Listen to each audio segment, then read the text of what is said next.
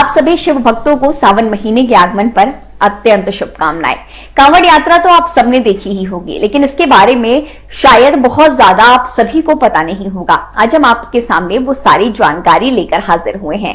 देवभूमि उत्तराखंड अपनी धार्मिक यात्राओं के लिए प्रसिद्ध है। कांवड़ यात्रा में दूसरे राज्यों से लाखों की संख्या में कांवड़िया हर की पौड़ी आते हैं और जहां से गंगा जल लेकर शिवरात्रि पर अपने अपने क्षेत्रों के शिवालयों में जलाभिषेक करते हैं।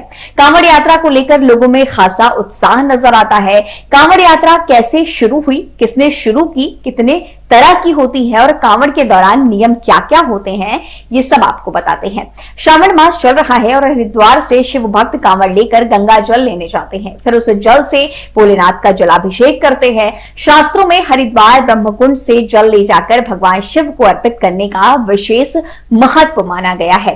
दरअसल वैश्विक महामारी के कारण 2 साल के अंतराल के बाद हो रही इस कांवड़ यात्रा में हालांकि कोई कोविड प्रतिबंध नहीं लागू किया गया है और अधिकारियों को उम्मीद है कि यात्रा के दौरान कम से कम 4 करोड़ शिव भक्त गंगा जल लेने के लिए उत्तराखंड के हरिद्वार और आसपास के क्षेत्रों में पहुंचेंगे। भगवान परशुराम भगवान शिव के परम भक्त थे। मान्यता है कि वे सबसे पहले कांवड़ लेकर बागपत जिले के पास पुरा महादेव गए थे। उन्होंने गढ़मुक्तेश्वर से गंगा का जल लेकर भोलेनाथ का जलाभिषेक किया था। उस समय श्रावण मास चल रहा था और तब से लेकर इस परंपरा को निभाते हुए भक्त श्रावण मास में कांवड़ यात्रा निकालने लगे। चलिए अब आपको कांवड़ के बारे में बताते हैं। सबसे पहले बात करेंगे सामान्य कांवड़ की। सामान्य कांवड़िए कांवड़ यात्रा के दौरान जहां चाहे रुककर आराम कर सकते हैं। आराम करने के लिए कई जगह पंडाल लगे होते हैं जहां वो विश्राम करके फिर से यात्रा को वहीं से शुरू करते हैं।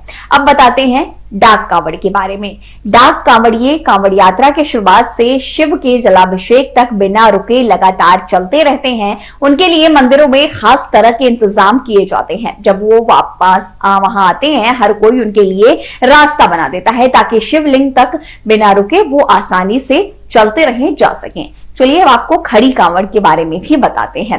कुछ भक्त खड़ी कांवड़ लेकर चलते हैं। इस दौरान उनकी मदद के लिए कोई ना कोई सहयोगी उनके साथ चलता है। जब वे आराम करते रहते हैं तो सहयोगी अपने कंधे पर उनकी कांवड़ लेकर कांवड़ को चलने के अंदाज में हिलाते रहते हैं। कांवड़ यात्रा ले जाने के कई नियम होते हैं जिनको पूरा करने का हर कांवड़िया संकल्प लेता है। इस यात्रा के दौरान किसी भी तरह का नशा, मदिरा, मांस और तामसिक भोजन वर्जित माना गया है।